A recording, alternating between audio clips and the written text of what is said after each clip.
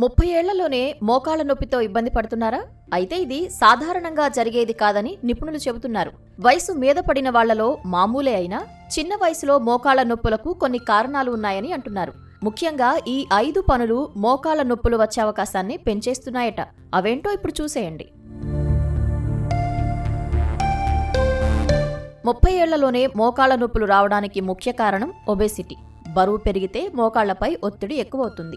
దీంతో నడిచేటప్పుడు శరీర బరువు కంటే చాలా రెట్లు ఒత్తిడి మోకాళ్లపై పడుతుంది. తద్వారా మోకాళ్లలో ఉన్న కార్టిలేజ్ త్వరగా దెబ్బతింటుంది.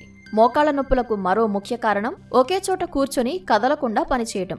చాలా మంది ఇప్పుడు డెస్క్ జాబ్స్ చేస్తున్నారు. కంప్యూటర్ ముందు గంటల తరబడి కూర్చోవటం వల్ల కాళ్ల కండరాలు బలహీనంగా మారి చిన్న వయసులోనే నొప్పి మొదలైపోతుంది.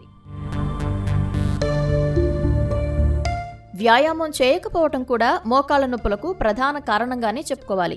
శరీరం యాక్టివ్గా లేకపోతే జాయింట్స్ గట్టి పడతాయి, కదలికలు తగ్గిపోతాయి. దీంతో మోకాళ్ల ఫ్లెక్సిబిలిటీ తగ్గి నొప్పి పెరుగుతుంది.